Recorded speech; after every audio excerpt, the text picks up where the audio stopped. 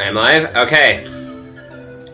Hello everyone, I am SuperViperT302, and before I actually get started, I just want to show off a funny typo I just recently learned about in this game on the file select screen. So if you go into copy file and you're playing on the English version of the game, and you try to copy a file to a file that already exists, it says, it's very brief, but it says save data exits. It's missing the first S in exists. So that's pretty funny. So with that, I am ready to go ahead and get started. So we're going to do a countdown in 3, 2, 1, video games. Alright. So just gotta get through some menuing stuff here, and now let's get started. So this is going to be SM64 120 star. So for I think that was the last SASE event, which was like around a year and a half ago or something, I ran 70 star, which is any percent without skipping any star door requirements. That collects the minimum amount of stars that the game intends for you to complete the game with. Obviously, you can complete the game with fewer stars than that. But in this category, it's essentially 100%, sort of. You collect every available star in the game. So other than that, there's pretty much no restrictions. And this is definitely one of the most popular speedruns out there. So I'll try to give it as good of a showing as I can. So right at the start here, there's a very somewhat reset-heavy trick called like Kichi Skip, where you can actually long jump off the left or right side of the bridge and skip this like Kichi cutscene. Like so. That saves like 8 seconds. And now I'm going to be attempting a trick called Lobby Backwards Long Jump, and I'll explain everything about it in a little bit.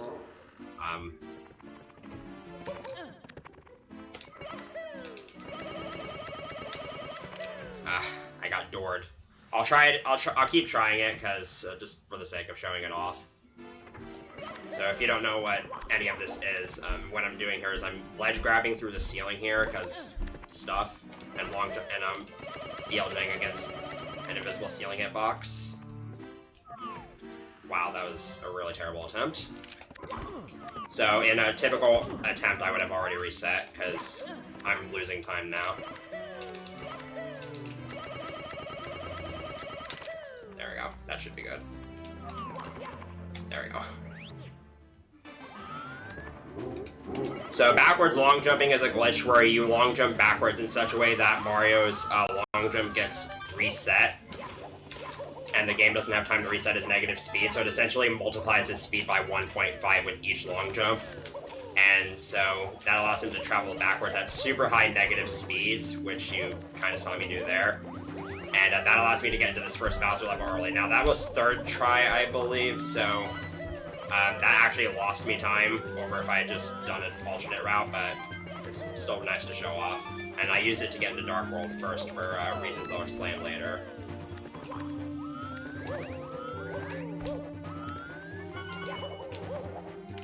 Yeah, that's a hard trick, so it's understandable that it took a couple tries to get it, but I wanted to show it off. And this is going to be the first star of the run.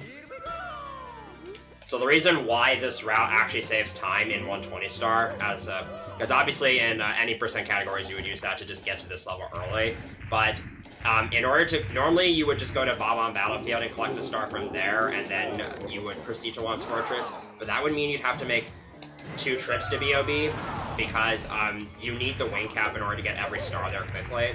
And the wing cap doesn't become unlockable until you have 10 stars.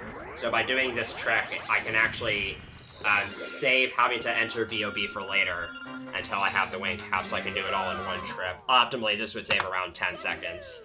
Obviously, I'm not going to be getting any of that time save, but still worth showing off. And here I have to re-enter Bowser in the Dark World and exit course from it, because I obviously don't have 8 stars, and the door still requires 8 stars to open. So now I'm going to be heading off to the first main course of the run, Wong's Fortress, using that 1 star I just got. This is a very reset-heavy level. There's a lot that can go wrong here. So hopefully everything just goes smoothly. First I'm going to be attempting Alice. This is actually a way harder trick than it looks, and it actually doesn't save that much time.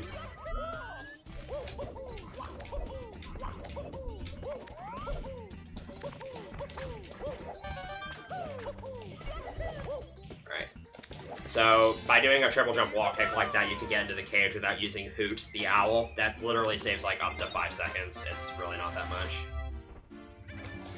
So, this next trick might seem kind of confusing. So the blast away the wall star is actually, its hitbox actually sticks out of this wall slightly. This is the star you would normally have to use the cannon to get. And I just hilariously fell down. So I'm gonna try to get back up. Mario can ledge grab that tiny slit between the two parts of the wall, and his hitbox can overlap with the star's hitbox, which can allow him to collect the star without needing the cannon. And what I did there is a setup found by Sock Folder to get Mario into a good position to make that trick consistent. And now I'm going to be doing the first 100 coin star of the run. So each of the 15 main courses has a 100 coin star, and you always pair them with another star just because it's one less trip to the level. And 100 coin stars don't actually take you out of the level. So in this level I'm pairing it with the red coins, and I need to have pretty good movement for this first part here in order to catch a cycle.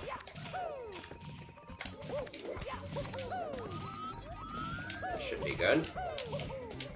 Alright. The main thing to keep in mind about this game is how important movement is.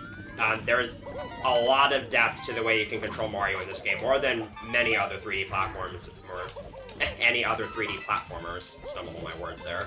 So you really have a lot of options to move Mario around, but that also means this skill ceiling in this game is essentially infinite.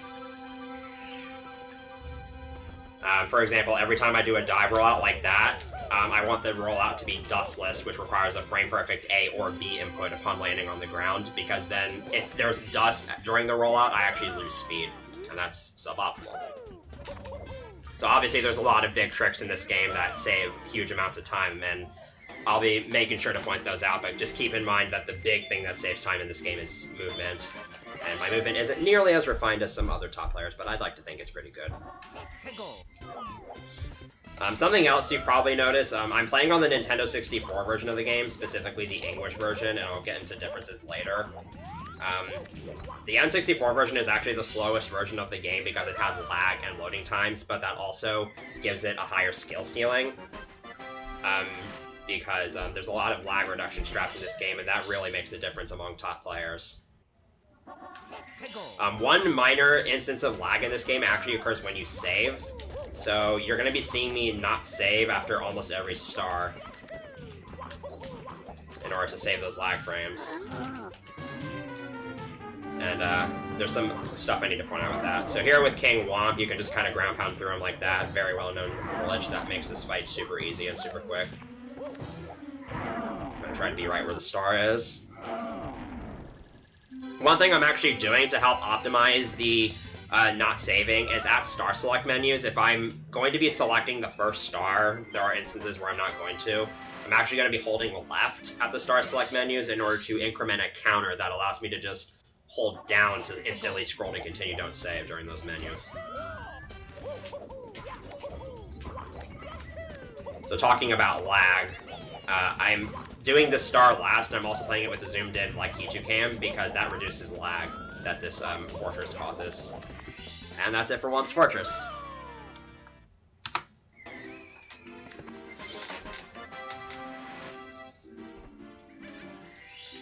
So up next we're going to be heading to a level that's you don't see in any other main category aside from 120 star because it's super slow, Jolly Roger Bay. But first I'm actually going to be going to the Secret Aquarium because I need that star in order to fulfill the 120 star requirement. So optimized swimming in this game actually involves tapping A in a rhythm, and please get into the level. So I'm actually going to be listening to the audio to make sure I have optimal swimming. If you hear this noise constantly, then you have optimal swimming. So I'm probably not going to be talking much while I'm swimming, and I'm probably going to want to focus. Yeah, this level is very, very simplistic. It's worth noting that these red coins have pretty big hitboxes, but sometimes it doesn't feel like that if you try to take too sharp of turns. The physics in this game are questionable at best, as well as the hitboxes. So again, lag reduction. I'm holding C up and C left here just to reduce lag that those fish cause. I'm going to be doing a lot of lag reduction in Jolly Roger Bay as well, just to keep the entire stage out of view. So you're going to be seeing a lot of really weird camera angles. So for this first star, Plunder in the Sunken Ship, I'm going to go for a strat I'm not very good at. You're supposed to lure the eel out of the ship, but you can actually abuse the ship's really jank collision to clip through the corner of it and swim into the loading zone without having to lure the eel out. And I'm not very good at this strat, so I'm probably going to fail it. I'm going to give it a try. Okay. So I kind of started to clip there, but didn't quite make it all the way in, so I'm just going to lure the eel out.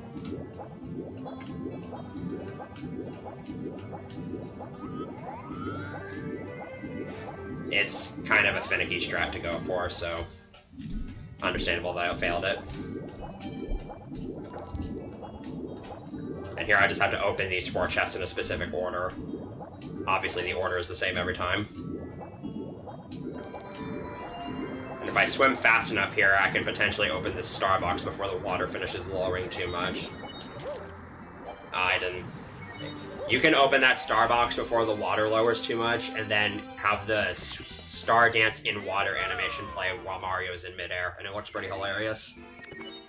But I unfortunately did not get it.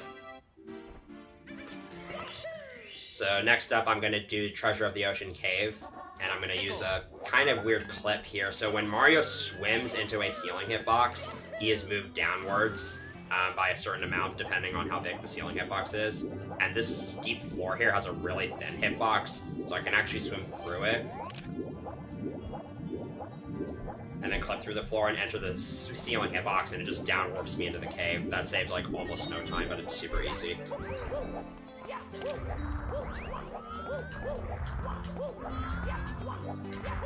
So every single one of those dive robots was optimal because they were all dustless. So I didn't really lose any time to those.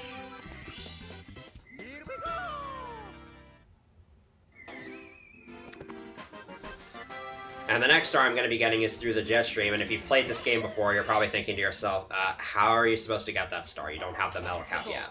Well, it turns out, with optimal swimming, you can just swim right through the jet stream and get the star that way.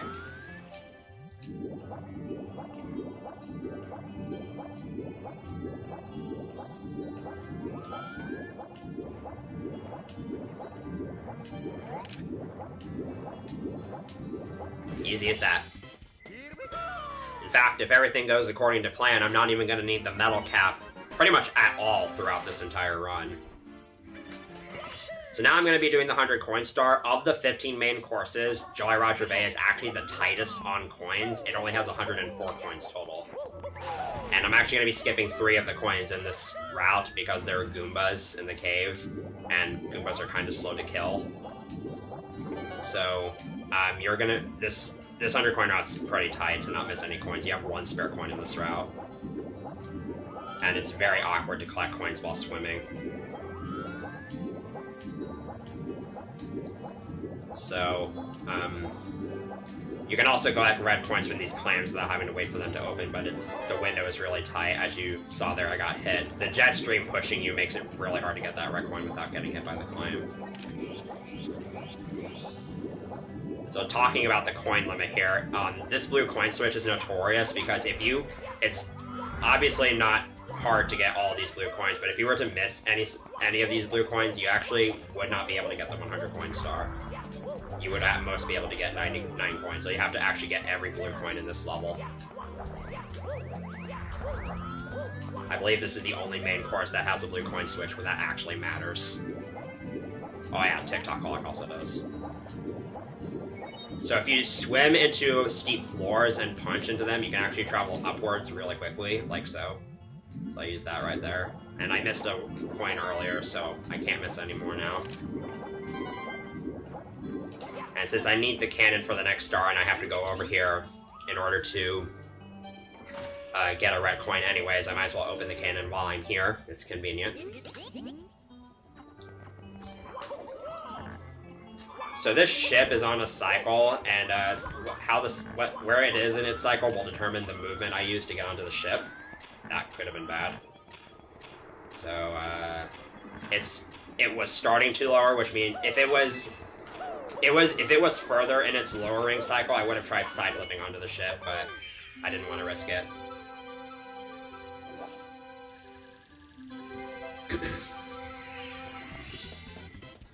And as you probably figured out already, you don't necessarily have to do the star you're assigned to do in this game, unlike other 3D Mario games.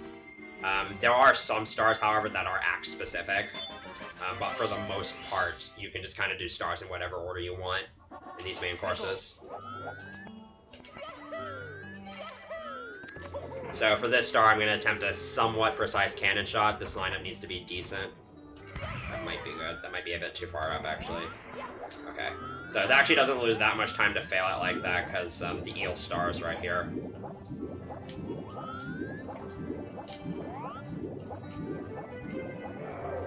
And Unagi here is a pretty easy strat to bait him out. Something I should probably bring up is version differences. I already talked about the N64, and I already talked about how N64 has lag compared to emulator or virtual console. I do not know how I missed that star. But I'm also playing on the English version of the game, and you probably know that most top runners of 120 use the Japanese version. It's actually a very minuscule time difference, because Japanese actually only really saves time because of a couple things. For one, Peach doesn't read her letter in the opening intro. She does no voice acting at all in the Japanese version, so that intro is a couple seconds faster. And also, okay, wow. That was really bad. So I actually have to do that cannon shot again. You can technically get the star cannonless, but I don't want to do that. Alright, let's try that again. I aimed really low there, so let's aim a little bit higher this time. And another thing, this star isn't in a box in the Japanese version, so it's about 3 to 4 seconds faster on that. But other than that, the differences are very, very minor. Text actually moves slower on the Japanese version than the English version, but there's less of it in some places. So this run is not off to a great start, but hopefully it gets better. So now I'm going to take a break from doing main courses and do some secret stars, starting with the Princess's Secret Slide. There's a pretty famous shortcut here. I'm going to use this corner here to turn Mario around, and then bump against this railing to turn back around and jump off. And this allows me to skip about half the slide. And any time under 13 seconds is usually pretty good. And so now I have greater than 10 stars, so the light for Tower of the Wing Cap is now unlocked. And it actually causes lag, which is why I'm in Mario Cam. So now I can go ahead and get the Wing Cap.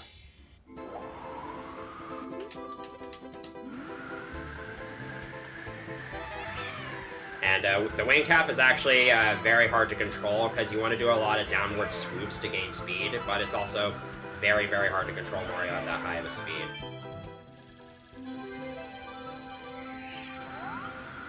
I'm going to go for a text skip here. You're normally supposed to get a text box when you land on the cap switch, but if you jump off of it and jump into the star, you can skip that.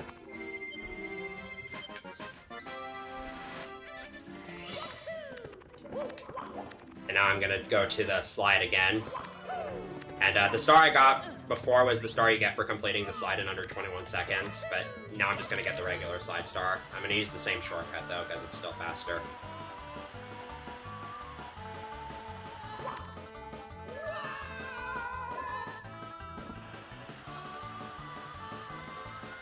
And I got another 12.9.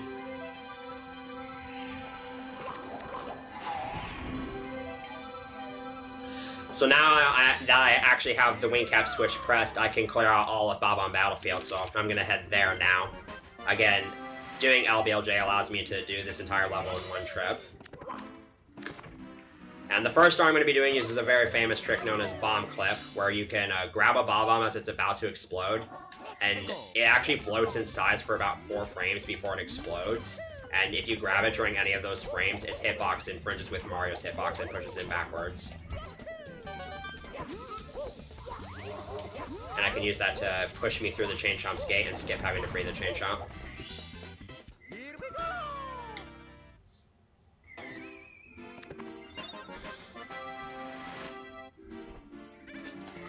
So now we're going to get to some sort of slow levels here. So there's a couple of different ways you can climb up slopes in this game, and this will be the first time I showed this particular method off. If the slope isn't slippery enough, you can actually hold A and tap B and kick up slopes like that.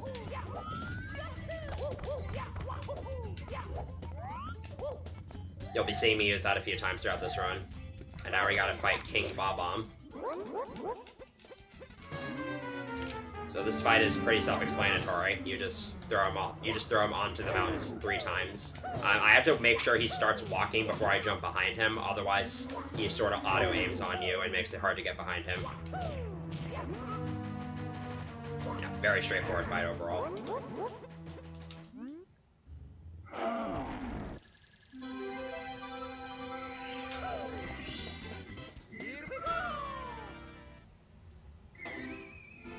And next up, I'm going to be doing the race with Koopa the Quick.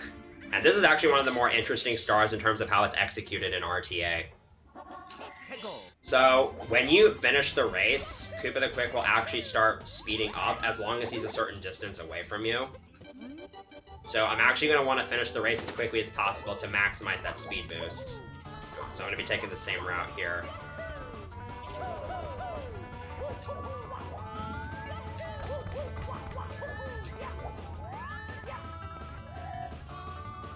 And once I finish the race, he still takes forever and a day to get back up. So I'm actually going to use this time to go back down to the bottom of the level and open the cannon. And I have to take this specific path here because, again, I want to stay far away from him so that I maximize that speed boost.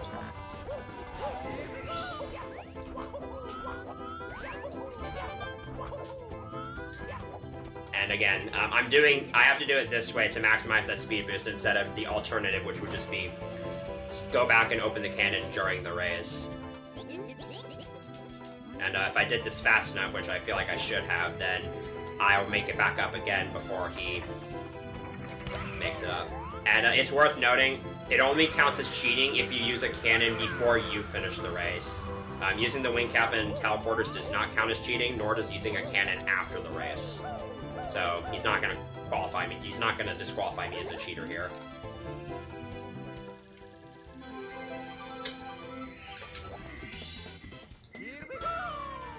Great. And now it's time for the next 100 coin star. This is a pretty RNG heavy star because when a coin spawns from an enemy or an item box or something like that, its angle, horizontal, and vertical speed are all determined by RNG. And this can be especially problematic when multiple coins spawn from the same source. So I'm going to be killing a lot of enemies in the star, and so enemy position is also RNG determined. So there's just a lot of RNG in the star, and it can make a difference of up to a few seconds. And once again, this is going to be combined with the red coin star. I'm on the shell here just to spend a lot more time traversing the course quickly, because using the shell allows you to climb up slopes like that and just travel along the ground a lot quicker. And I have the wing cap also because I'm going to break the shell here and use this to get a lot of coins in the air. And I want as many of these coins from the air as I can get. So I'm going to re-enter the cannon now and try to do a couple more swoops to get as many coins from here as I can get. I want at least 10 more, but the more I have, the better. Alright, so I'm going to do another turnaround here. Hopefully I can get about like maybe 4 more. Okay, that's actually a pretty bad number. That's 1 more coin than you would like to have, than the bare minimum, so I'm going to have to get a lot of extra coins here.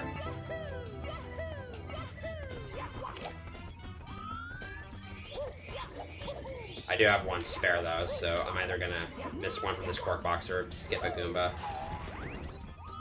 And that gave me really good RNG. So, somewhat obscure secret, if you run around these poles 4 times, you get 5 coins from them each. And so that's just gonna be the source of my remaining coins here. I'm actually gonna be going for a little something known as double star activation in a little bit. So if you get 2 star activation cutscenes to play on the same frame, they will actually play at the same time. And this is RNG dependent and a frame perfect, and I didn't get the RNG required to get it.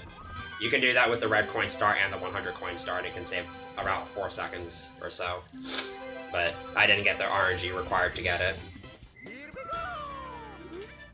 I had really good RNG from those pulls. Those coins can just fly all about, and make it really difficult to collect them quickly.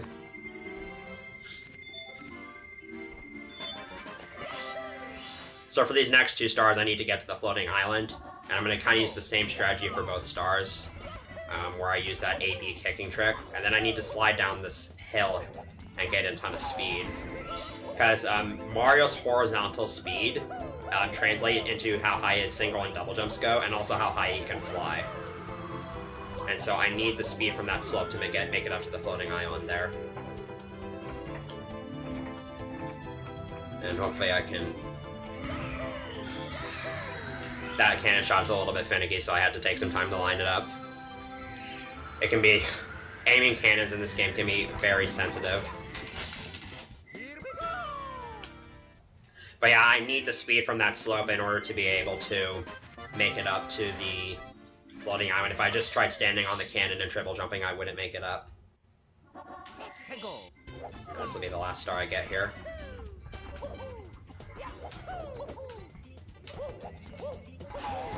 So I'm just gonna get the box star on the island.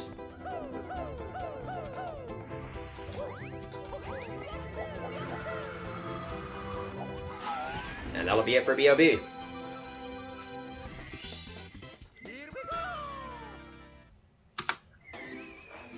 So we're going to be taking a brief break from the lobby and heading down to the basement. So the basement is widely considered one of the hardest parts of 120 Star, mostly because of Shifting Sandland and Hazy Maze Cave, which are courses 8 and 6 respectively, and the first 2 courses I'm going to be doing.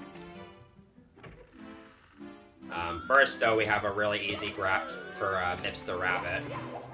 And then we're going to go into Shifting Sandland and do one of the hardest to learn tricks in the game, known as Pillarless.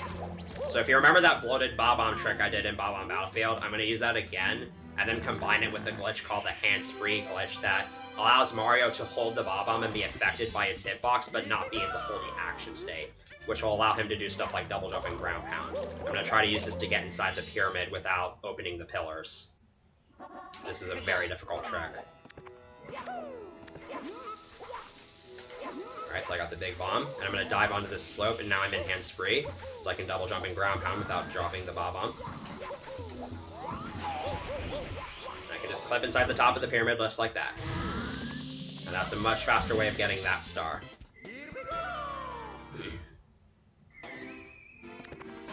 Again, I made that trick look way easier than it actually is. So up next, I'm going to get the star from Klepto. You might think that a Fly Guy's positioning is RNG based, but a Fly Guy's movement is actually based on your position relative to it. So by moving in a very specific way, I can manipulate the Fly Guy to be in that exact spot every single time. So I can easily bounce on it and twirl into Klepto.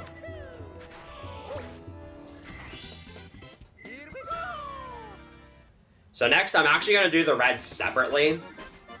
Because there actually aren't enough coins outside the pyramid to do the red coin star with the 100 coin star. And this is definitely one of the trickier stars in the run. But there's a lot of really cool movement, especially at the start here. A slide kick conserves about 90% of your horizontal speed going into it, so that's why I did a slide kick there.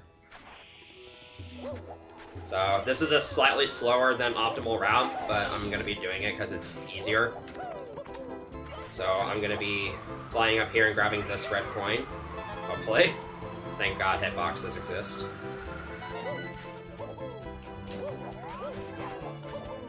And now I'm going to head over here, and you can clip a double jump onto the pillar. I just failed it, but you'll get to see me try it again later. I'm going to get these remaining 3 aerial red coins in one flight. And here I have to pay attention to the cycles of the tox boxes, because that'll determine how I go about this section. Luckily I made it through without having to wait. Not perfect, but it'll do.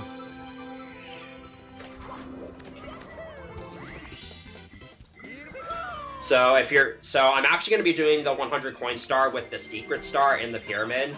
And I'm going to be collecting about half the coins outside and inside the pyramid. This is another really, really tricky star to do. There's quite a bit of RNG in this star with spawning coins from enemies and whatnot. This beginning part that was actually really, really good. So unlike, I'm not going to be using that pillarless trick to get inside the top of the pyramid again. I'm actually going to stand on all 4 pillars legitimately this time. But now that I have the wing cap, I'm on a bit of a time crunch because I don't want it to run out. And there's a double jump clip that I was talking about earlier.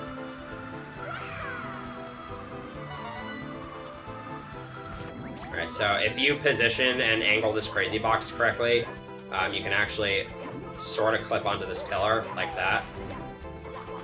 And I just missed 2 coins. Luckily, there are some backup coins, including a fly guy that's actually right next to the entrance to the pyramid that I'm going to try to get.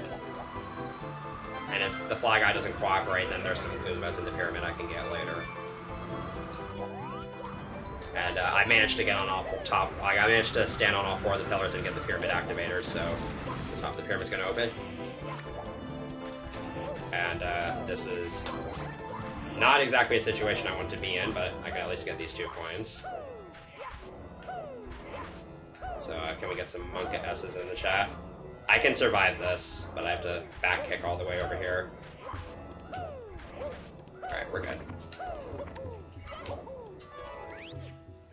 So now we're going to go into the top of the pyramid and finish off this here. We're just going to kind of go downwards. And this is actually one of the advantages I get from playing on the English version of the game. So the Japanese version of the game has a glitch known as sound glitch that can happen here.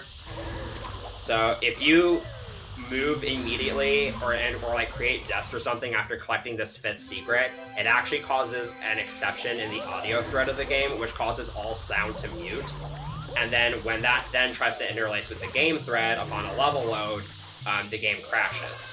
So essentially, the sound mutes, and if you try to leave the level, the game crashes. But I'm playing on the English version, so I don't have to worry about that, because that's Japanese only. There are instances of sound glitch on English, but they are very, very rare. And I probably just increased the likelihood of that happening in this run, but I can do a safety save if needed. So that was a bit of a scary bit before the pyramid, but we're living.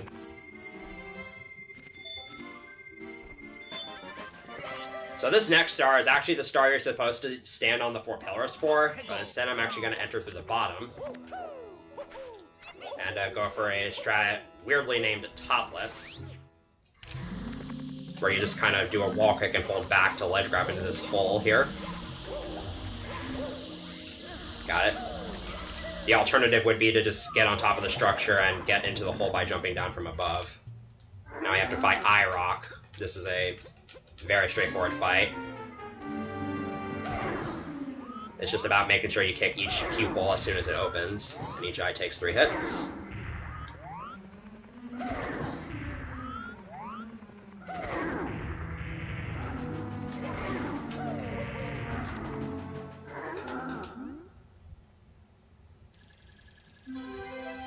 And that's that level. And lastly, we have probably one of the easiest stars in the run. And as you just saw, you can do a double jump that lands on a slope into it, and then triple jump to climb up slopes. That's another way you can climb up slopes, and that's what I'm doing here. Super easy level.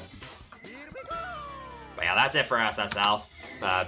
Pretty good level other than that scariness in the 100 coin star.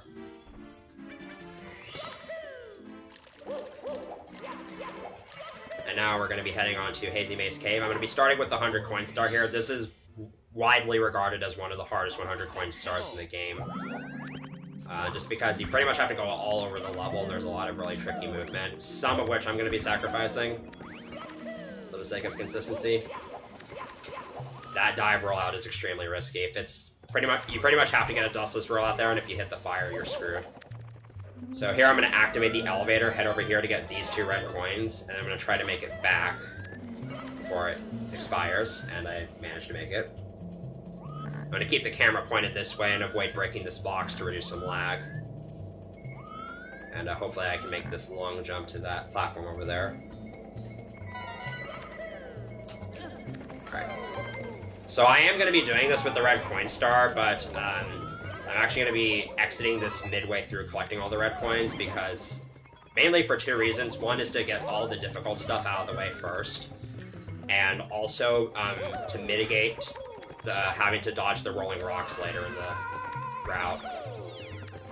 So you saw me do the lobby backwards long jump earlier. Another BLJ is coming up. This time I'm going to be initiating an elevator to interrupt Mario's long jumps, because moving platforms actually do not give Mario's jumps inertia in any way.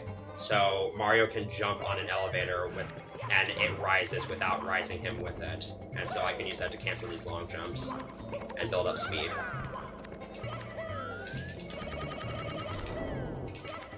And that just allows me to click through this gate and make this route a little bit more consistent.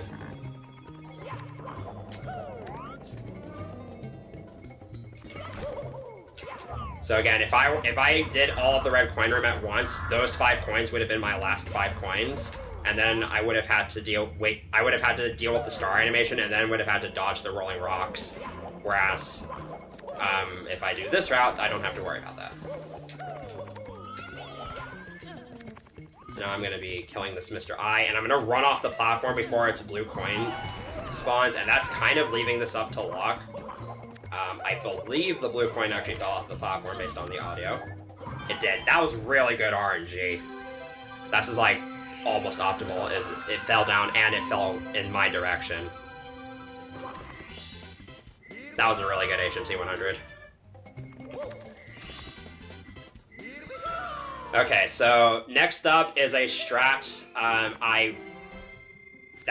I really shouldn't be doing at my skill level, but I know how to do it and I'm somewhat consistent at it, so I'm going to try it out for the sake of the marathon. I'm not going to spoil anything, I'm just going to let you see what happens. I'll only give it like 1 or 2 fair attempts.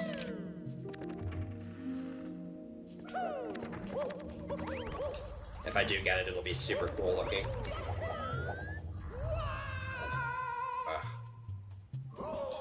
So, that was not what I meant to do, but it's okay, because I was gonna have to come down here anyway, so we'll just do the metal cap stage. So in the metal cap stage, I'm actually gonna try to get all 8 red coins and the star with this metal cap I have right now. And if I do it right, I'll just barely have enough time. So as you can see, I'm not even going to need to hit the switch, because it turns out I do not need to use the metal cap for any other star in this run. Ugh, that's bad. So I actually am going to have to press the switch now, because I need the metal cap to get that last red coin.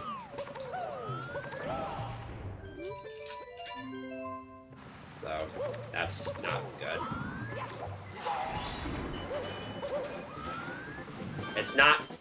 It's not hard to get the movement, but it is really tight, so because I made that one little slip up, I had to backtrack, and that kind of cost me. It's okay, if I get the cool strat, then that'll totally make up for it. And I have a couple more tries at it.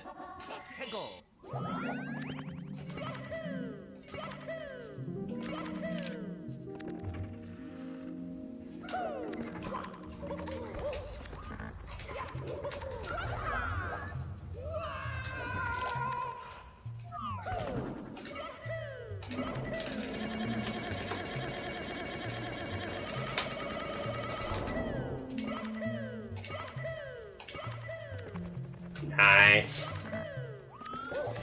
So that is Toxic Maze BLJ. Probably one of my favorite strats in this entire run, and definitely one of the least RTA viable ones. So I'm actually really glad I got that.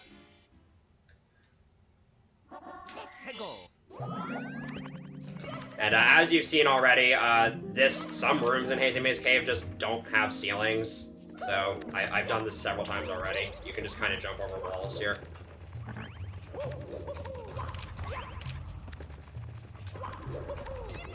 You actually have to be careful when doing this particular jump to the underground cavern, because all the death pits of the starting room are actually located directly above the underground lake. So if you move too far forward too quickly, you'll end up above those death pits and just die.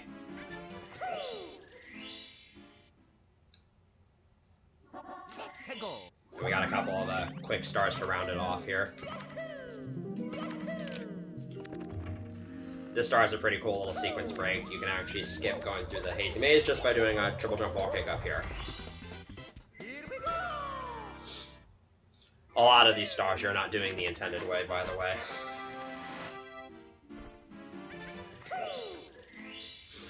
So I did press the metal cap switch, but even if I hadn't, I can still get this next star. Metalhead Mario can move. I'm still going to go for the shot anyways, because it's just faster. And you're probably wondering how I'm going to hit the switch without the metal cap. Well, first I'm going to jump over this wall, because good level design. And if you fall onto the switch and your quarter frame positioning is good enough, you can actually just fall onto the switch like that without needing the metal cap. For those who don't know what quarter frames are, on every frame of Mario's movement, it is actually subdivided into 4 quarter steps, and that determines his interactions with walls, floors, and ceilings. Usually that's not important, but there are instances where it can be. And this last star is Watch for Rolling Rocks. You can make memes about it if you want, but it's pretty straightforward in speedruns. The only thing that can really happen is that sometimes you get a bad path from these boulders. There are actually 256 possible paths these boulders can take, and I believe the last like 50 of them or so can just fling a boulder right into your path. And so you would have to go around it or get hit. We're done with Hazy Maze Cave, and now I have to do this. Yeah, that was really difficult. And we got some, a bit of a breather stage here in the form of Lethal Lava Land. So I'm actually going to be starting by getting the first 4 stars. Because for the 100 coin star, I'm going to want the Koopa Shell. But the Koopa Shell only spawns if you select stars 5 or 6. And the thing about course versions in this game is that you can't actually select a course version ahead of time. You have to unlock it by doing every star before then. So I can't just get star 6 and then select that and have the Koopa Shell spawn. I have to actually get stars 1 through 4. So that's why I'm not doing the 100 coin star right away here. There's a movement technique you see me utilize a couple times that I just amazingly failed right there. Good timing to fail it, because I was going to explain it, called a speed kick. So normally when you land with a high amount of speed in this game, if you press A and B at the same time, you'll just jump dive, but if you hold A and neutral upon landing, you can actually kick in a way that preserves your momentum, which can be useful for preserving momentum and also for starting triple jumps, because A-B kicks like that have a set height. So I'm going to be doing the shoot bully stars. I'm going to be kind of taking the same path to them. So that's actually fine, because I can just go over here and lose literally no time. Alright. Getting all 3 of those bullies is kind of crucial, because they can just kind of knock you around once they start getting out of hand. It's actually kind of nice, because then I can put off star number 1. I don't like having the star select scroll to the left in order to get the fast menu tech, so if once I do star number 1, I just stop doing it. But here I just put it off by 1 more level, which is kind of nice. And I actually I messed up my camera, so. And I still got the ledge grab skip. That was actually kind of nice. When I was long jumping up that brown slope, you actually need to hold Z, because that, for some reason, allows you to just jump dive off of it immediately. Right, so there are actually enough coins outside the volcano to get 100, but that takes a while. So what we're going to do instead is we're going to get on the shell and get 80 of the coins outside the volcano, and then go up the volcano and get the remaining 20 in there. And I have to be careful to not lose the shell here. There's actually lag in this level that's RNG dependent, and it actually comes from the Mr. I that I'm about to kill. If its pupil rotates in a certain direction, it will actually cause lag. These Mr. Eyes are really finicky to kill. You kind of have to be somewhat making eye contact with them in order for them to notice you. And when you're moving on the high speed as a shell like that, it can be really difficult to have that happen. Alright, so now I have 80 coins, and I'm just going to get the remaining 20 by just climbing up this volcano.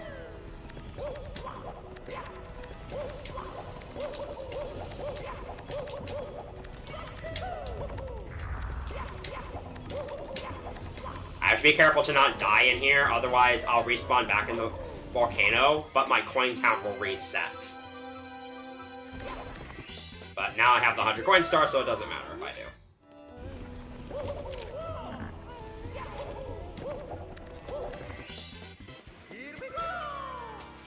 So the reason why I have to collect so many stars in the lobby before going to the basement is because there's actually 2 myth stars. The first one spawns at 15 stars, but the second one actually spawns at 50. And so, as you can see here, this route works out to where I have exactly 50 stars once I'm done with all the basement stages. So the second MIPS will spawn.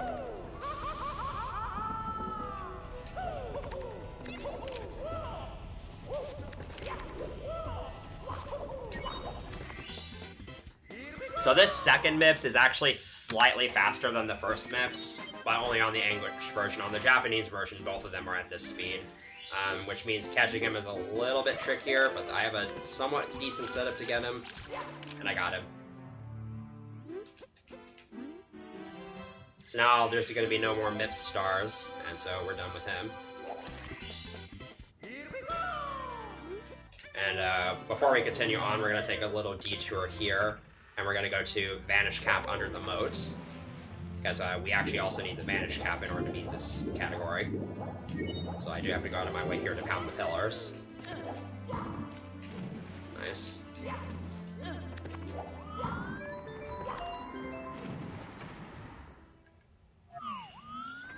And the Vanish Cap course is another pretty self-explanatory level. You just kind of go through it and collect 8 red coins. There are some elevators that operate on cycles in a little bit that I need to be wary of.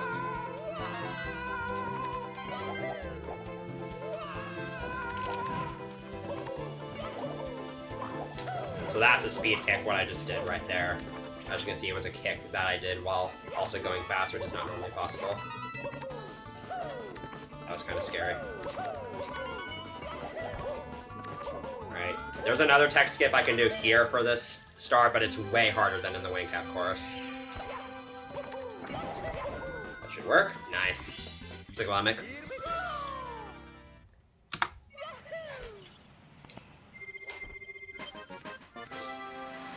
And if you stand still in a course and when you pause, you have the option to exit course, and that just takes you back to the lobby. So that gets me back to the lobby a lot quicker.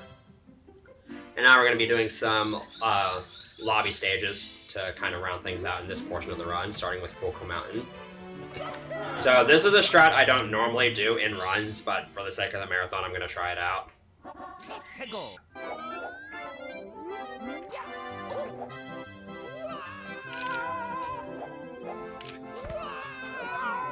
Alright, didn't get it optimally, but I didn't die, so I'll take it. You can land on that top platform with that wall kick, but yeah. In this game, you can only wall kick after a backflip if you're facing the wall, unlike other 3D Marios. And depth perception in this game is not good, so it's really easy to die there. Here's another level where I'm going to be doing the red coins by themselves. This is actually one of my favorite stars in the run, movement-wise.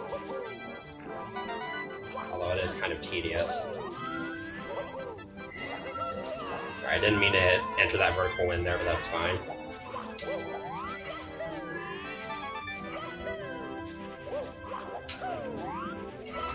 Alright, so what I got there is a first frame wall kick or a firstie. When you bonk on a wall in this game, you have 5 frames to perform a wall kick, and if you wall kick off on the first possible frame, you can actually maintain all the speed you had going into the wall kick instead of it being reset to, I think it's -16 speed.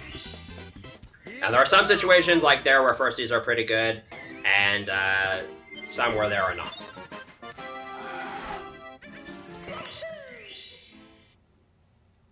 So, this next star, Little Penguin Lost, it's actually a super easy star, but it still manages to look really impressive.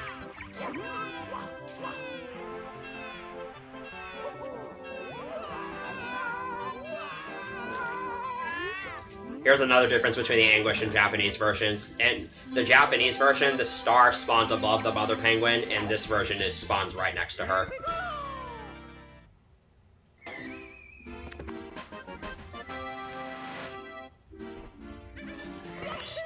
now I'm going to do slip slide and away, where you're going to get to see a pretty cool shortcut on the slide.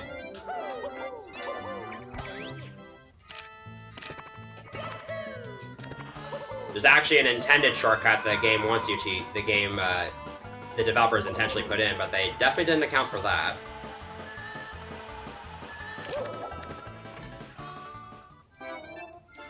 And I'm gonna do this for the fans. That's barely any slower than just long jumping straight to the star. So next up is probably the scariest one of the scariest 100 coin routes in the run. I'm going to be doing that 100 coin star with the big penguin race. So with very few exceptions, you pretty much have to ride the slide the entire way down for the big penguin race. And there's exactly 77 coins on the slide, which, fun fact, is actually half the coins in this level. So it's actually worth it to just get the coins as you're racing the penguin. The problem is, I'm going in here with one spare coin. So if I miss more than one coin, I'm in a lot of trouble.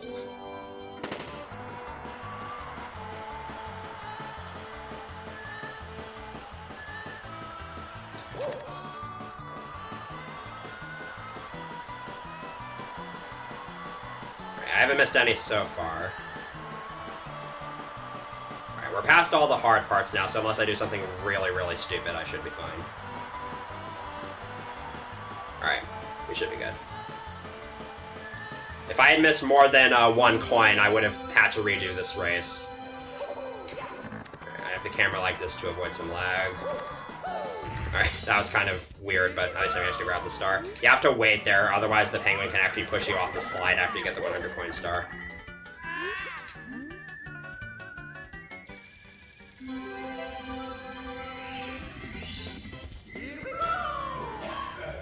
Alright, and we just have one star left in Cool Cool Mountain. The snowman's lost his head star. And this is where I will inevitably bonk and fall into the chimney. Alright, we're good. So the way this star works is actually kind of interesting. So there's a checkpoint right around here that you need to hit so that the snowball follows you after its last waypoint. But after you hit it, you can just kind of do whatever you want before or after the escort. So this is obviously not the intended path, but it still works. It's really weird, but hey, it works. And I really just do that route just for fun. And also, I think it might reduce some lag. That's it for CCM.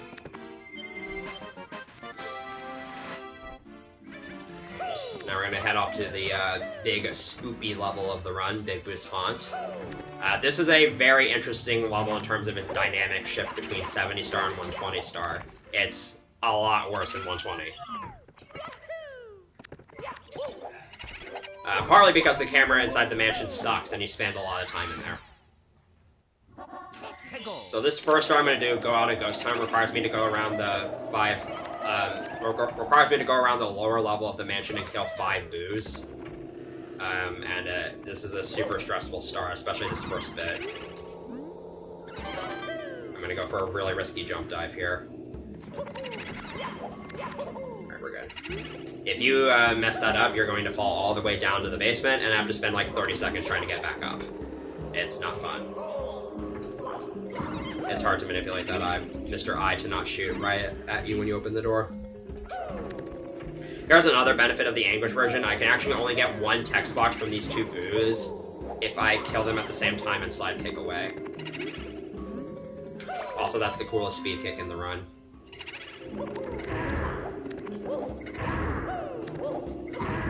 And after you kill this big boo, stairs appear that I can now use to get to the upper level, but Nintendo kind of forgot you can wall jump when designing this stage, so I'm never going to be using those stairs.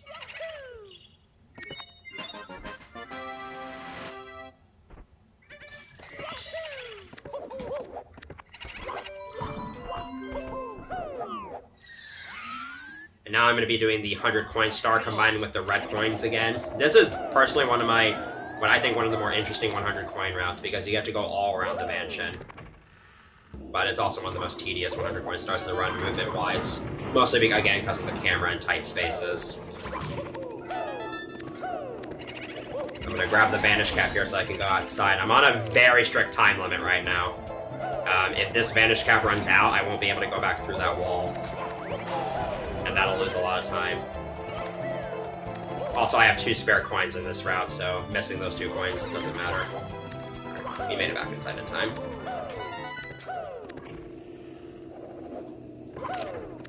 So they get the rest of this star is just going to be kind of me traversing the mansion in various ways. Wow. As I said, depth perception in this game is not always great. So wall jumping in places like that can be nearly impossible sometimes.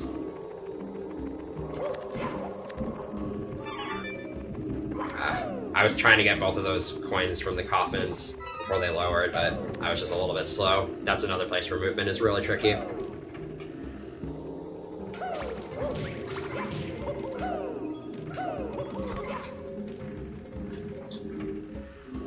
You have to actually be in the walking state in order to open a door, so that's why I was like right next to the door, but Mario didn't open it. Because I had to tap the joystick in order for him to open it. And here's another place where I can risk falling down into the basement and losing a lot of time.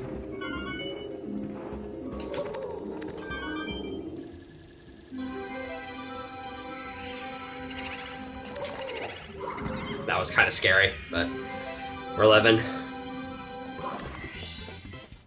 Now I just have to make my way back. And do a blind wall jump here to get to the red coin star.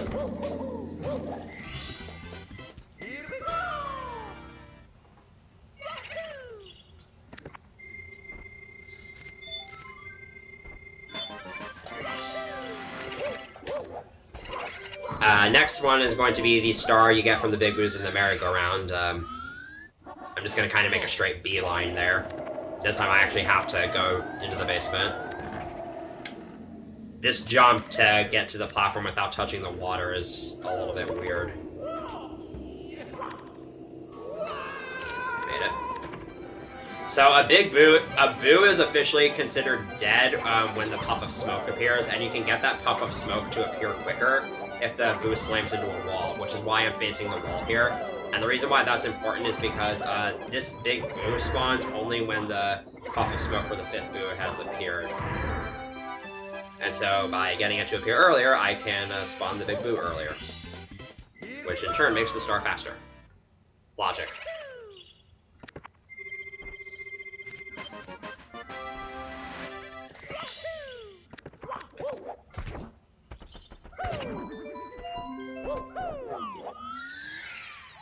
Now we're going to do the star from the big Mr. I.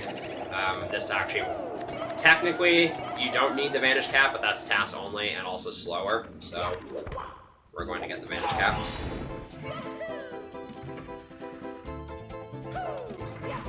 Because we need this in order to get into the secret room.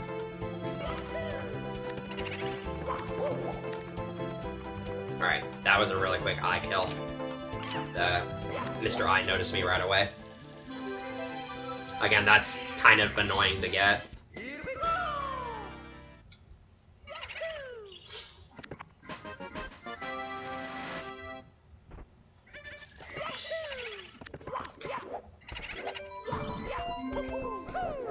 This is probably another really short and easy star in the run. You're supposed to go through a corner and do this puzzle involving hitting books in the correct order to get to this star. But there's 2 separate balconies in this room, and you can just kind of jump from one to the other. Yeah, in the DS version, Nintendo actually thought of that, so they actually put a glass wall there to prevent you from making that jump. But they weren't so smart when designing this game. And the last star I'm going to do is Big Boo's Balcony. This is a pretty terrible start casually, but once you get good at speedrunning the game, it kind of just becomes second nature. I'm entering each of these pairs of double doors on the left door. That's actually important because then Mario pushes the door instead of pulls it to open it, which is actually a slightly faster animation. I'm going to do this third hit to Big Boo by actually sliding into him like that, because sliding into enemies does damage to them in this game. And that's it for Big Boo's Haunt. So now we just have one main course left and one secret star left before we can actually go upstairs, and I also need to get the second key. So that's where we're going to head. So the next level is Dire Docks. I'm going to be starting with the 100 coin star and pairing it with the red coins. And this is interesting because the way you're supposed to do this star is by first completing the Board Bowser sub-level, then you unlock Bowser in the Fire Sea, then you do Bowser in the Fire Sea, and then afterwards the sub will be removed from this level and replaced with a bunch of floating poles, which is how you're supposed to get the red coins. But the floating poles are actually kind of slow, and while the sub is present, you can actually collect all the red coins without using the poles, which is actually quite difficult to do fast. And there's really big time losses attached to mistakes in this level. This is also another 100 coin route where I only have one spare coin. Since there's only 106 coins in this level, and I'm not even going to be going near 5 of them. That was a pretty good opener. And the sub notoriously lags the game a lot, so I'm going to once again be using some camera angles here to keep it off camera for as much as I can. Once I get on the sub, though, you'll see that there's pretty much just no choice but for me to deal with it.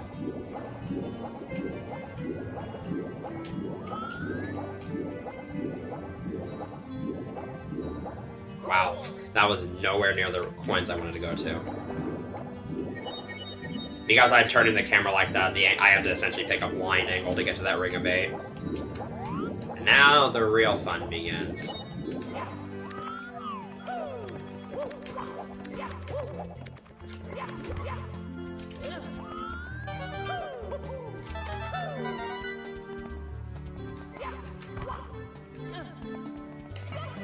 Okay.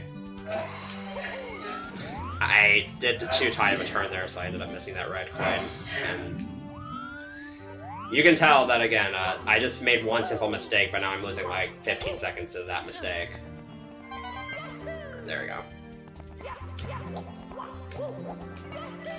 That's the easy part, by the way. That was a really bad angle.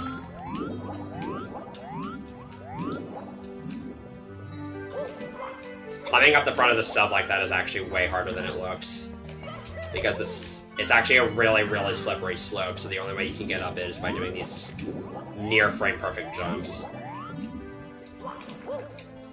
And now I have this really annoying triple jump dive.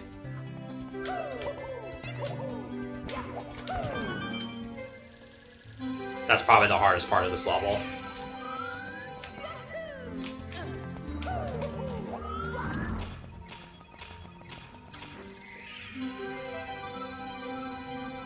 So, not too great overall, but could have been way worse. And that's DDD 100.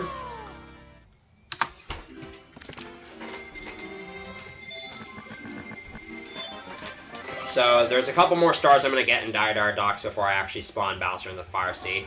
I could technically do this level on one trip, but I want the sub to be gone for future visits. So I'm going to be getting that out of the way as soon as possible in order to minimize lag, because that's what you have to do on N64. This chest star is somewhat finicky. You have to be, you can technically touch the chests anywhere in order to open them, as long as you're facing the correct direction relative to the chest. And I have to be careful when swimming into the star, because behind the star is not actually a wall, but a ceiling, and that will warp Mario downwards by a lot, which is really annoying to deal with. Also, funny number of stars.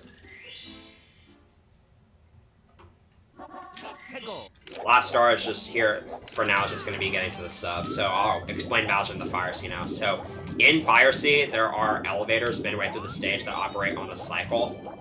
And if I play fast enough, I can make it past the elevators without having to wait. And if I play really, really fast, I can actually do a cycle where I lava boost onto the elevators and make it up without having to wait even less. But that has like maybe a second of leeway in your movement throughout the entire first half of the level. So I'm probably not going to be talking too much during this because this is a very, very movement intensive stage.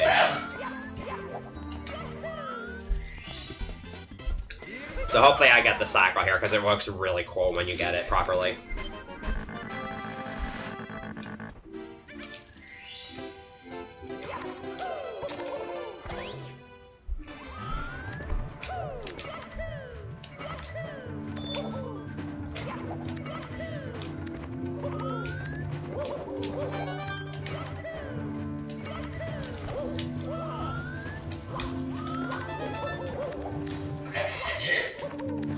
Okay, that's actually kind of bad. I wasn't meant to go on that elevator. Luckily, this... Okay. So what I was trying to do there, that wall only has collision on one side. So I'm definitely not going to be making the cycle now. In fact, it's questionable if I'll even make the normal cycle.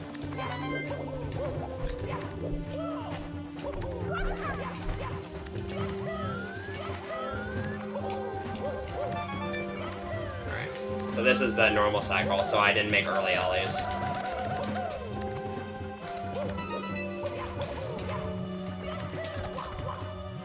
That's essentially one cycle slower than Lava Boost early LAs.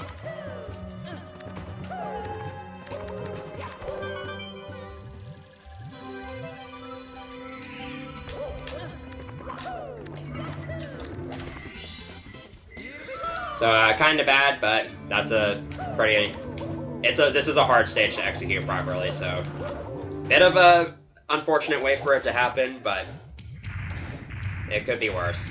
And now we have to do this Bowser throw, which is easily the worst Bowser throw to miss, as actually, first of all, you can't actually grab his tail that early, and. So if you were to throw him off the stage, he would actually do that attack where he tilts the platform, and you can't grab his tail during that attack. So you would have to wait it out, and that's a really big time loss. But fortunately, I didn't miss the throw, so we're good.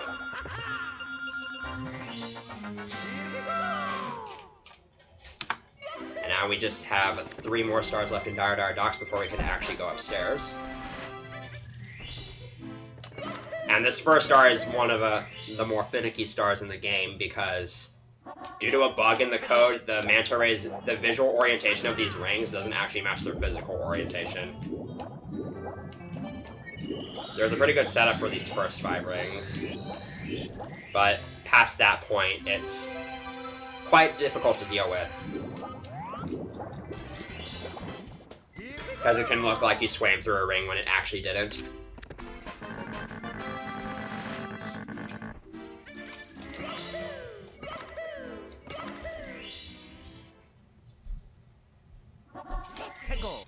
So again, because I completed Bowser in the Fire Sea, now the sub is gone. But I'm still going to have to turn the camera a little bit for some lag reduction.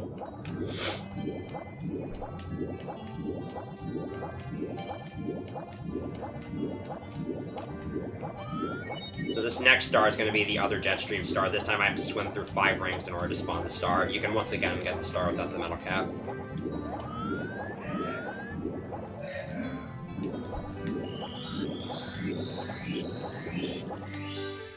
But because this star is a lot closer to the bottom of the jet stream, it's a lot harder to get this.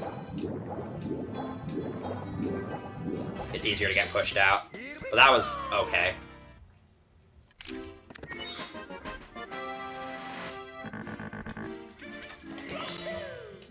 And the very last star before I actually have to go upstairs.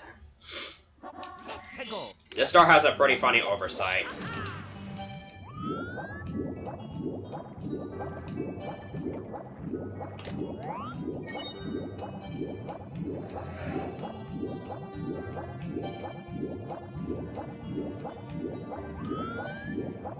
So for this star, what you're actually supposed to do is use both the metal and the vanish caps, but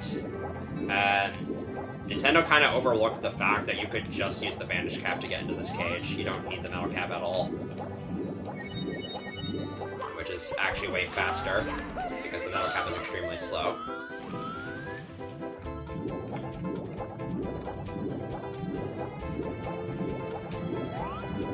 And that is every star I can get in the lobby and basement portion of the castle. So now the rest of this game will just be played upstairs. So there's about 40 minutes left in the run, give or take.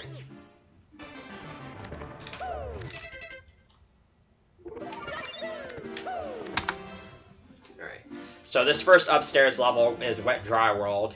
And this level has a pretty famous gimmick where, depending on the initial height you enter the painting at, that will determine the initial water level. It's actually faster in terms of castle movement to enter on the highest level first, because there is one star where it's faster to actually enter on the highest level. Because that way I can get into this pipe a lot quicker. And this will be the only star I enter on the high water level though. All but one of the stars from here on out will be on the lowest water setting, and one of them will be on the mid-water setting. But you have these crystal taps throughout the level that allow you to manually change the water level to almost wherever you want. Now we just have another vanish capped challenge to do here.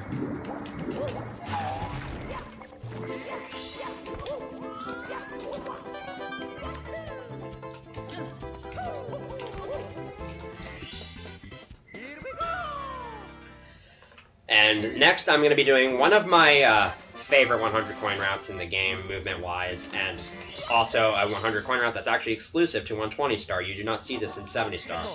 So I'm actually going to be doing the 100 coin star with the red coins here.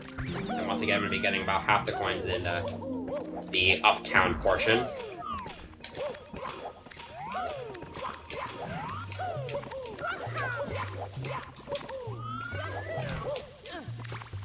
And this is again, this is a really fun level to do movement-wise, but can be quite tedious because you can't miss a single coin in this first section. And you also have this kind of annoying jump to get into the pipe here. Nice firstie. And this will be the last instance of elongated swimming. There's still going to be some swimming in this run, but it'll last for like a couple seconds at most.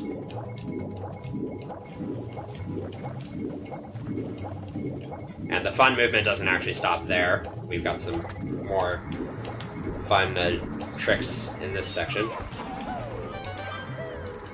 So I'm just going to kind of let you enjoy it. If I can play well.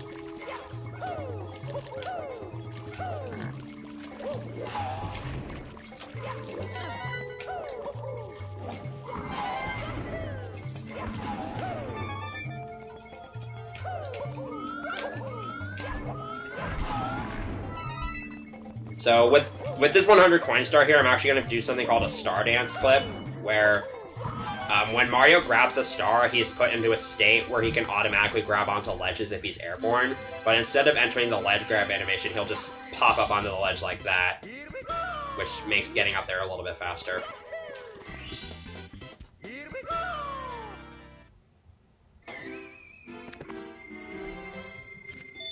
So now I'm going to do secrets by themselves. This is a very, very challenging star to do fast. There's a lot of tiny things that can go wrong.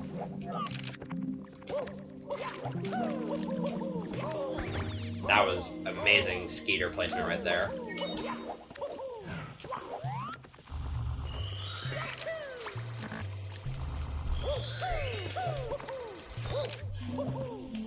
Alright, this amp coming up is very likely going to shock me. If the Hipo doesn't get to me first, that's actually really stupid. Alright, let's just get up here. Get up, please. That was pretty bad. And this last jump to the star can be somewhat tricky as well. So that was pretty bad.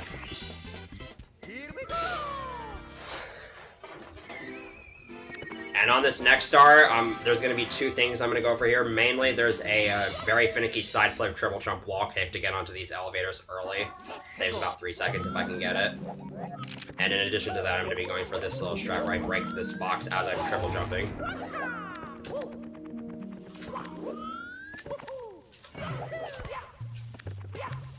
And I got the triple jump wall kick, so that's nice. I need to touch the elevator in order to lower it, so I can actually get to the star, but I don't need to ride it. I can just wall kick up the shaft.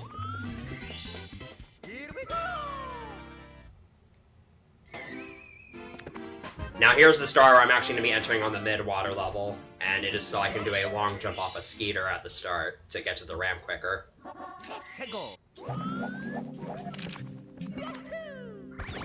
Like so.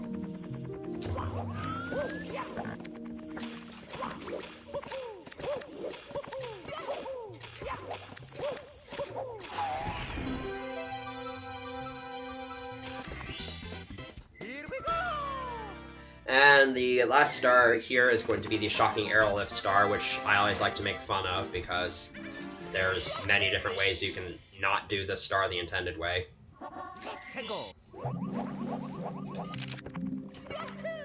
Such as this, you just go into this teleporter, it takes you right next to the cannon, and you jump down, and the star's just kind of right there. And that's everything in Wet Dry World. So now I'm going to go to Tiny Huge Island. I'm kind of doing the courses out of order. You don't really need to do them in order or anything. There's actually 2 different entrances to this level, but you're only going to ever see me enter through the small entrance, because it just takes too long to get to the big entrance. Okay, so I was trying to do a wall kick there, but what actually happened was I got hit. I hit a ceiling instead, and a ceiling is not a wall, so you cannot wall kick off of it. Luckily, there are some backup stars I can do here. So I'm going to do the fight with Ligor now, and he's going to say I flooded the house even though I didn't. So what I did there is actually, so that steep floor, once again, it's really, really steep, so its hitbox is really thin. So with a good speed and angle, you can clip through it. It is also quarter step dependent, but you can't really manipulate that. And usually it doesn't matter anyways. And the thing with water in this game is that whenever you enter a body of water, it automatically sets you to be at the water surface, regardless of where you enter it from. So that was why I got kind of weirdly upworked there. Alright, so let's try that wall kick again.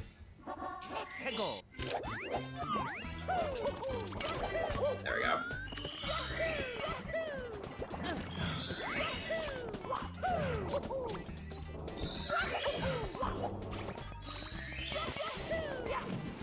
Alright, that was another steep floor clip and water upwarp, and now I have this very risky jump to the star here. Alright, that was pretty much a perfectly executed secrets. So next is another pretty scary 100 coin star, mainly because of the very end of it.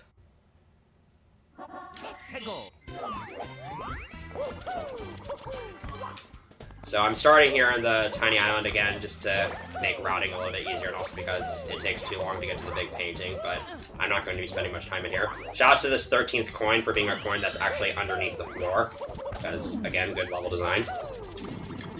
And now we're going to head here. I'm actually going to be ground pounding all of these big Goombas because they give you a blue coin when you ground pound them to kill them as opposed to a regular yellow coin.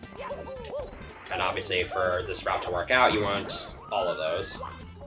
That actually makes this the level with the most coins in the game at 191 total. I didn't get the triple because this Goomba decided to be a jerk.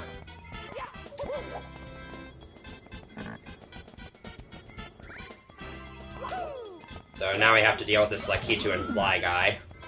These guys can be pretty annoying both to kill and get the coins from. Alright, so the Fly guy was cooperative there, and the Lakitu just had to wait a little bit. Use this Koopa shell to get up here. I don't need that coin because there's a backup coin up here, so I don't need to go into the water for that. And now we're coming up on the scary part. I'm going to be going for some really risky movement in the red coin cave.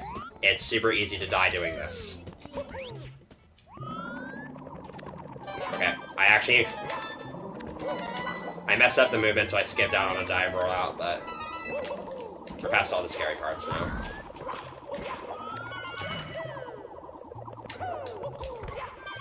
Yeah, you die in this red coin cave, you are losing about 2 minutes. And you can die from something as easy as mistiming an input, which is why I wussied out on that first dive. But we live in...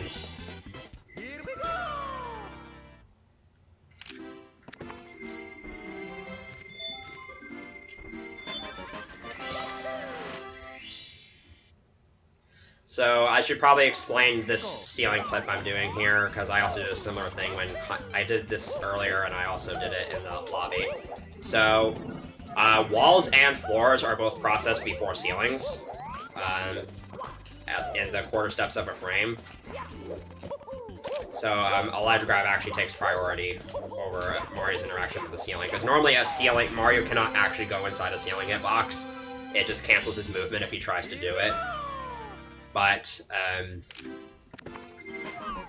so that's just kind of a way around it.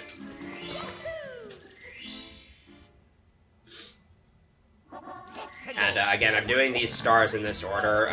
Star 3 is the rematch with Koopa the Quick, and that's act specific. And once again, I have to unlock it, so that's why I'm doing stars 1 and 2 now.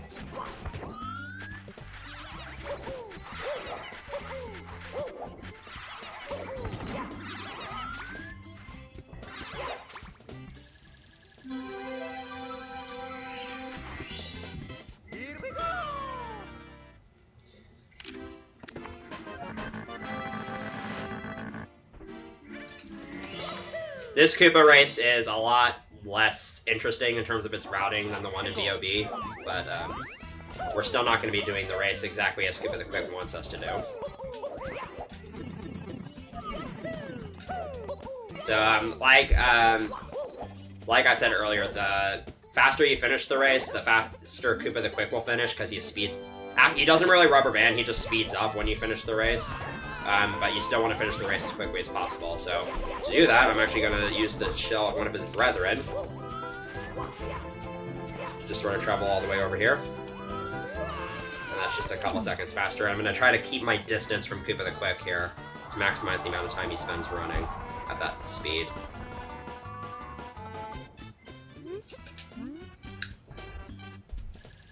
And that's it for THI.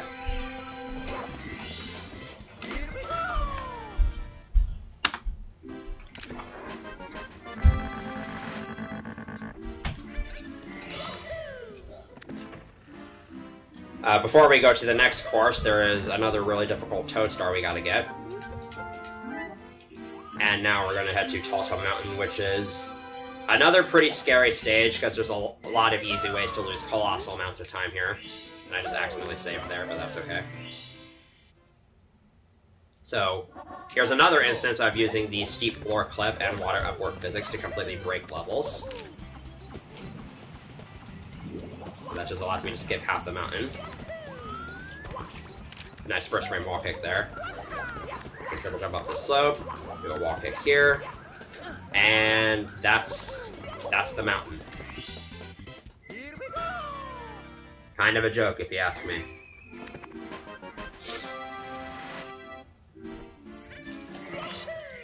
So I have to do that 2 more times, because there's 2 more stars I need to get to the top of the mountain before.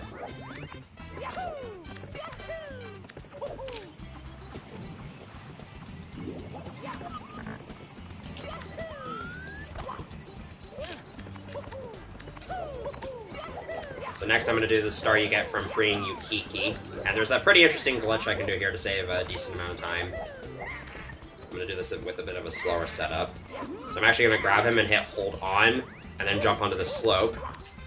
And then hit free him, and for some reason, Mario doesn't drop him. So I can actually jump over here and ground pound, and that skips most of him walking down the mountain. So he's just all ready to go.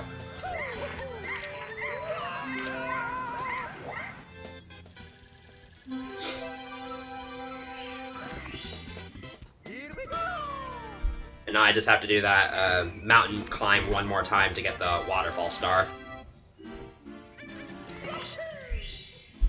The log wall kick I'm doing midway through here is actually especially risky because it's super easy to mess up and you just fall down. Oh yeah, I got a nice little insta clip there.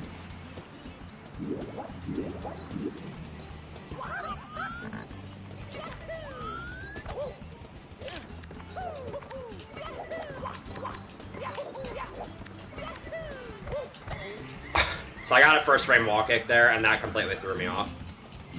Also, the camera here is bad.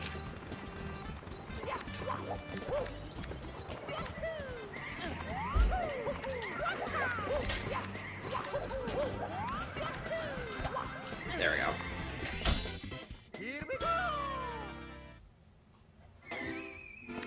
And that's the last of the mountain stars.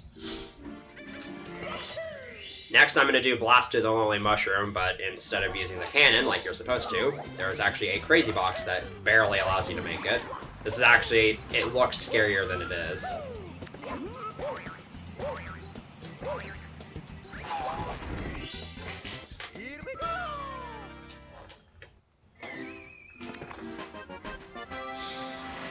Alright, and now we're going to do another Reds and Hundreds trip.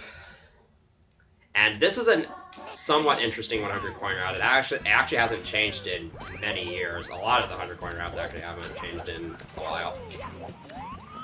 So there's actually not enough coins in this level to get 100 without going on the slide.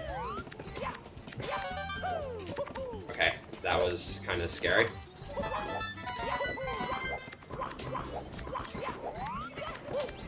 So what I'm actually going to do here is I'm going to spend some time getting coins out here. It's easy to bonk during that long jump, so I'm surprised I didn't. And I'm going to actually spawn the red coin star. It's going to stay spawned after I leave the slide, so you don't need to worry about that.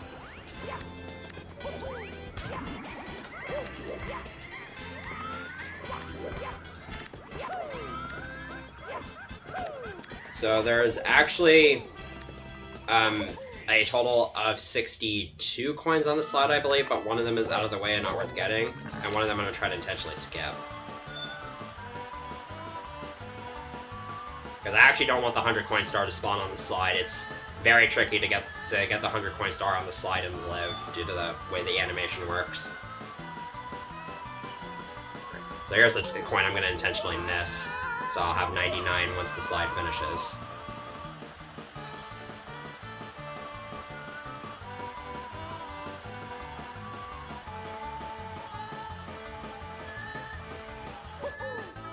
I'm just going to get my last coin from a Bob-omb that's right next to the red coin star, if I can exit the slide.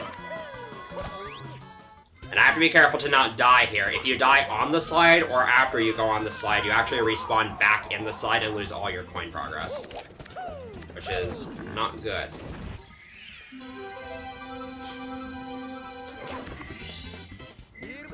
And it's actually kind of possible for me to just die here to something not entirely my fault, but it didn't happen.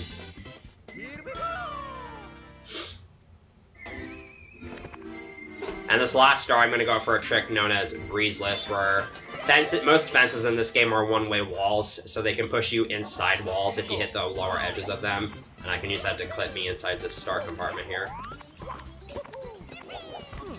Alright, I failed the wall kick, so we're going to do the backup. It requires a very specific setup in order to get. And it's called Breezeless because you would just have to skip doing that.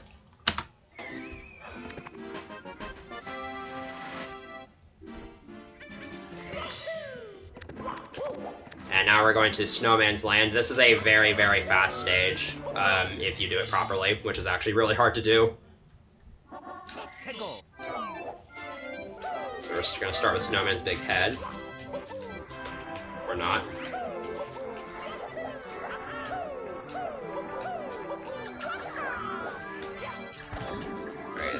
I bonked on a bit of ceiling there instead of wall, so I couldn't wall jump, but the igloo is right there, so we're just going to do that instead.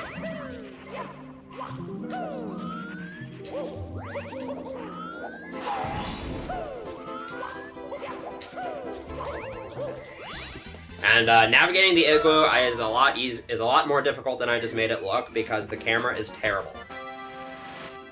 and it's like really, really tiny spaces you have to navigate through. So that's actually one of the worst stars in the run. There we go. There we go.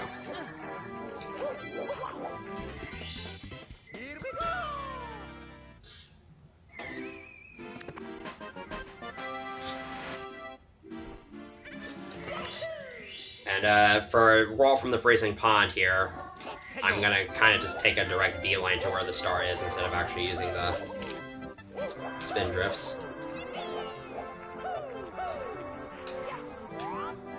Alright, I used a couple of speed kicks there to make it a little bit faster, and I was able to ground pound the star box right away, which is really nice. And now it's time for SL100, which is one of the more annoying 100 coin stars, simply because you kill a lot of enemies in this star, and coin RNG is not that friendly. Especially with these money backs. Can I kill you? There we go. Alright, that was actually pretty good RNG, even though it took me forever to kill him.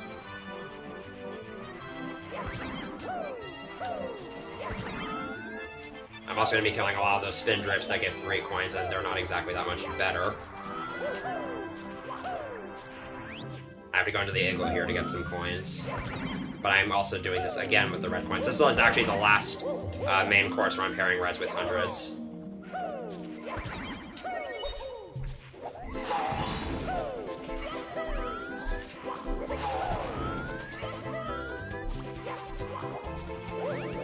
So had I missed a coin from one of the money bags, I would have gotten that Goomba's coin, but I have 1 spare coin now, so that's pretty good.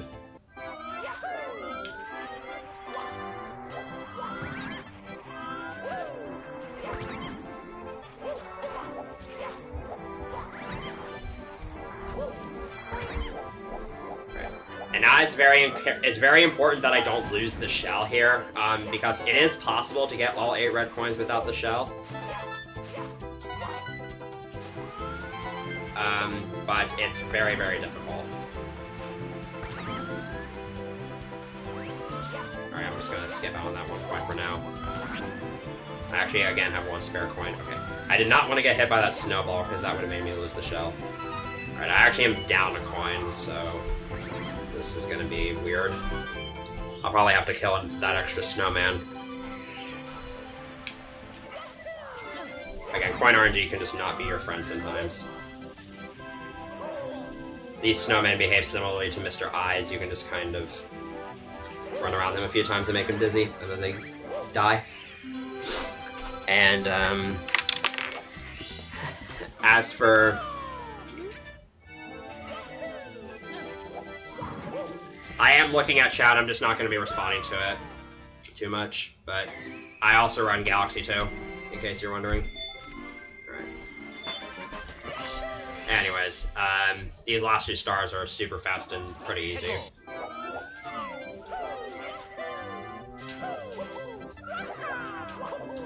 Yeah.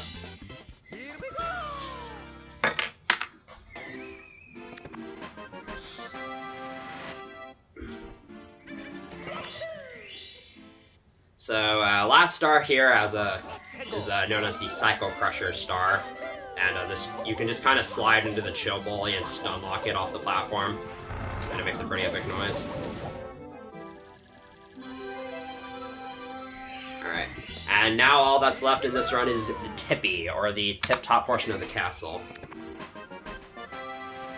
So this is known as, what I'm about to go for here is known as Wilco Clip, but it wasn't really found by Wilco. It was just popularized by him, I assume.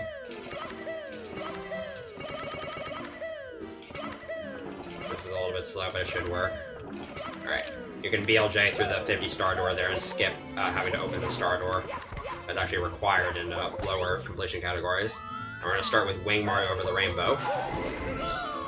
Or Cloud Stage, as the lazy people like to call it. This is a pretty scary level. It's not that difficult, but you really, really do not want to fall here. Because otherwise you will spawn outside the castle in the front yard, and have to spend like 30 seconds climbing all the way back up. But I'm past all the really difficult parts here. This is actually also the only star in the game that is not possible without the use of caps, even with tasks. It is possible cannonless, but not capless cannonless. Because you need to be able to get to these higher clouds.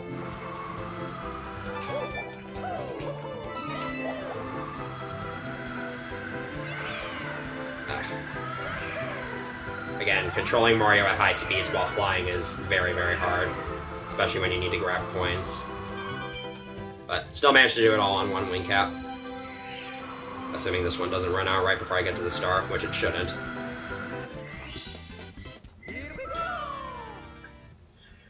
And next up is tick-tock clock. So depending on what, where the minute hand is before you enter the clock will determine the speed of the moving parts.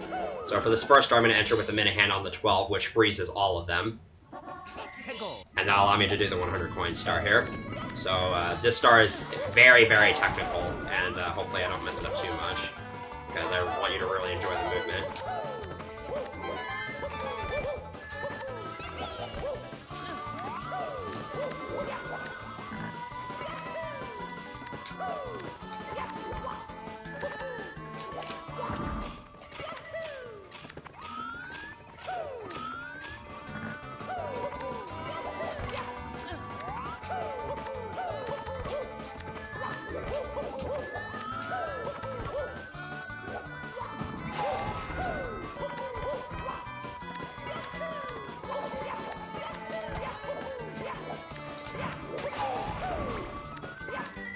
Okay, so I just bonked on what looks like nothing there. That's actually kind of common.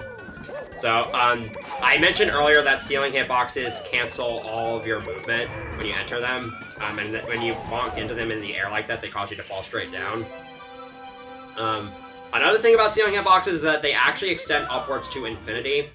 They can get overwritten by floors, but sometimes they just slip past floor hitboxes and you can encounter exposed ceiling hitboxes, which is what happened there.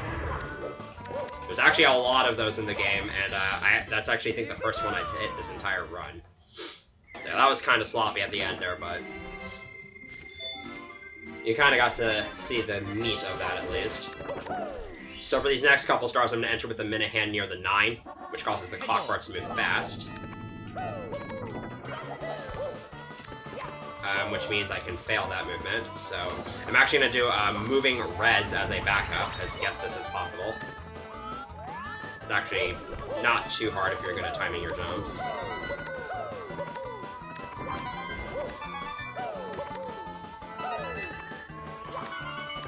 we go. That is my only backup for this, though, and now I have to not fail it.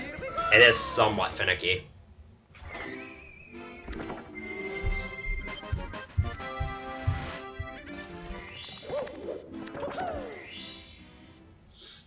And I have to do it 3 times in total.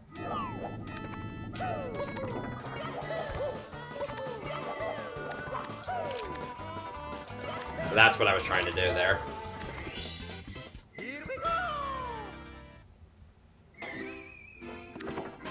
It's actually fastest on that star because you can do the long jumps directly across the hand.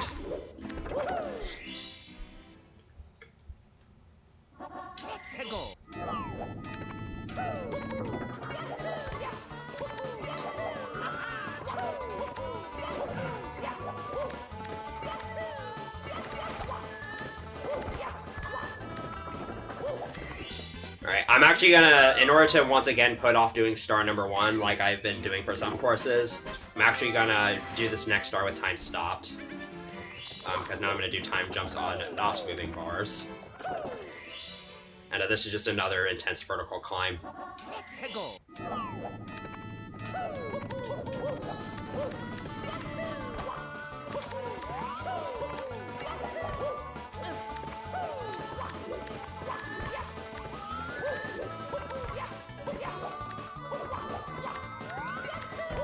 Nice firstie.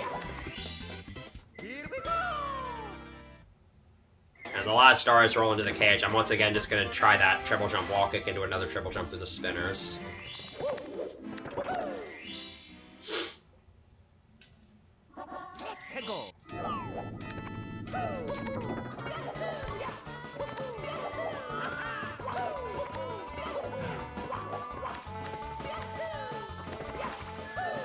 That's it for TTC.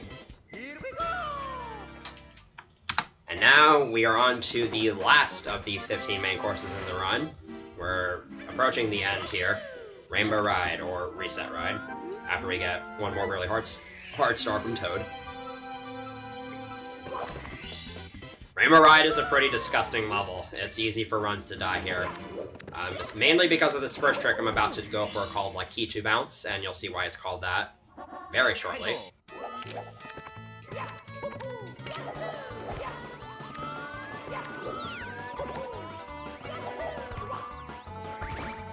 That's actually a lot more precise than it looks, and it can sometimes fail even if you do everything right.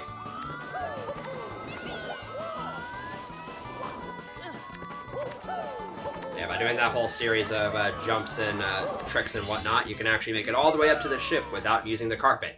And in 120 star, you actually have to do that twice, which is why it is so terrible. I have to take a bit of an interrupt for that, because now I'm gonna do the 100 coins. And that fly guy decided to be a jerk. But it's okay, I don't need his coins anyways, it just would have been nice to have them. So this is probably the longest star in the game, or at least in this run.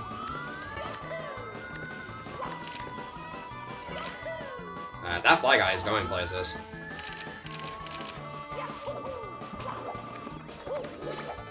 Alright, I'm actually gonna miss a couple coins here, I think. Yeah. I'm actually gonna have to get all 8 reds now.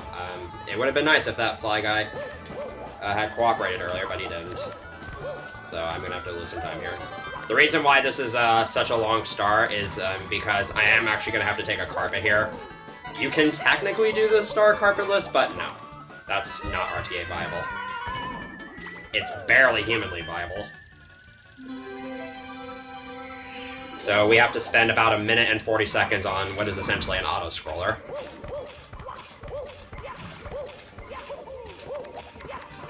And there's a Bob buddy here. I need to open the cannon for one of the later stars, so conveniently I can just get it there. We got a bit of a tricky jump here.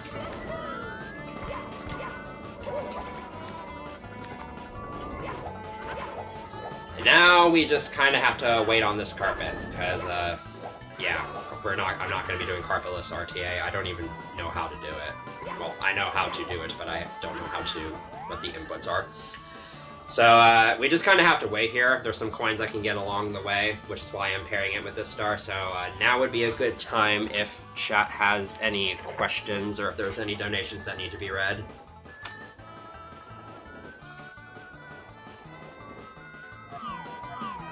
We do not have any new donations to read, but I can remind everybody that there are multiple incentives still available for tomorrow for Axiom Verge, Lena's Inception, DuckTales, and Pokemon Red.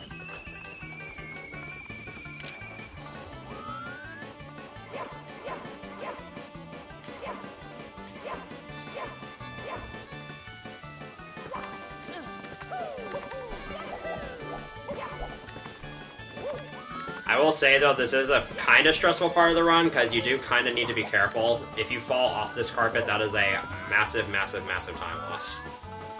And it's really punishing when you're about 1 hour and 40 minutes into the run, and you have less than 10 stars left.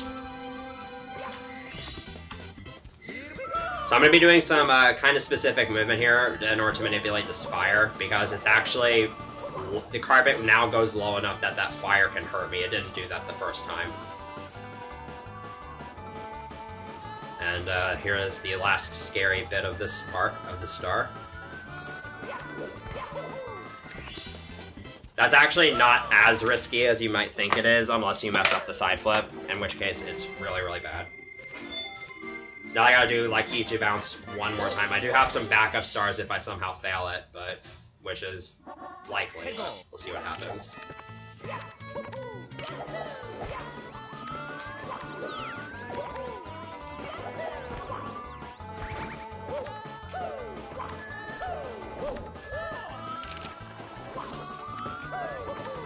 And this time I'm going to be using the star that I'm going to be getting the star that I opened the cannon for. So you get to see this cool windy side flip here. Okay. I wasn't entirely sure if that would make it in the cannon or not.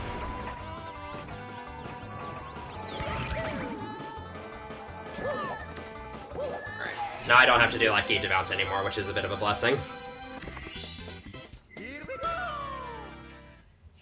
And this is... The last couple stars here are also pretty scary. It's super easy to die to these last few stars if just one little thing goes wrong. Especially Tricky Triangle. Shouts to this for being the one star in my PV where I died.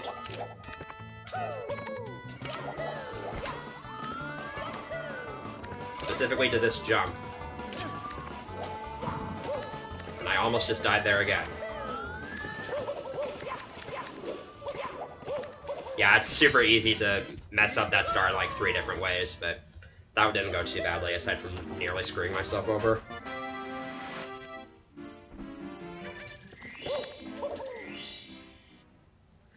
This is probably the last scary star in Rainbow Ride. It's not that bad unless you make a mistake, in which case it easily snowballs.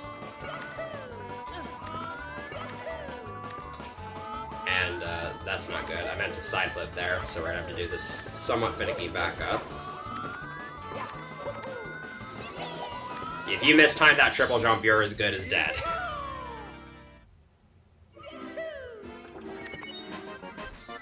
So I didn't lose that much time to having to do that back up there. And the last star I need to get here is just red coins, which again kind of speaks for itself.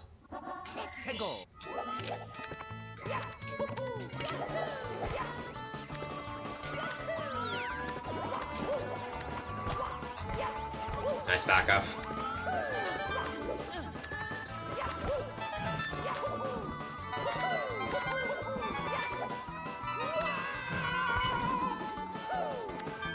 And there we go. We have now accumulated all but one of the stars in this run. And now the only thing left is Bowser in the sky. And we have to get the red coins there as well. This is actually a very stressful ending stage to the run. I would argue doing this level with red coins is harder than without. So to start here, this first red coin, there's a small little skip you can do where instead of pushing this block, you can use a triple jump. There's multiple different ways to get that.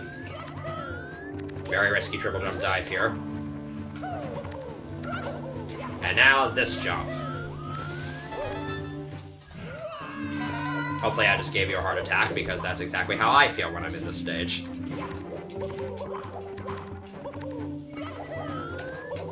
This is a pretty cool strat coming up here. If you do this properly, you can actually side flip over this flame, and it's a little bit faster.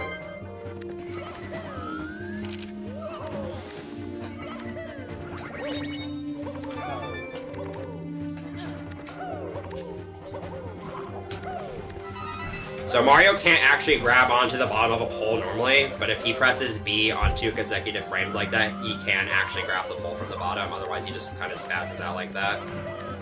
That's kind of what was happening there. That Goomba's in a really terrifying spot. And here's the last red coin hidden in a really stupid location. And now all that's standing between me and the end of the run is Bowser throws, which, if you've ever seen a speedrun of this game, you know how bad they are. And you know how often runs go here to die.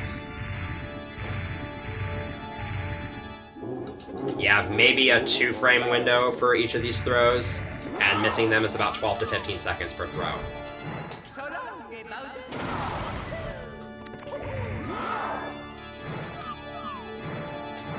That might hit. No. That was like a frame too late. So yeah, no pressure when you're in this level on PV pace.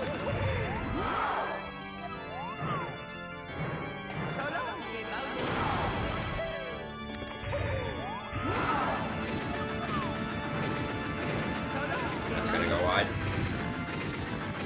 I probably wouldn't have made it anyways because I was really far away.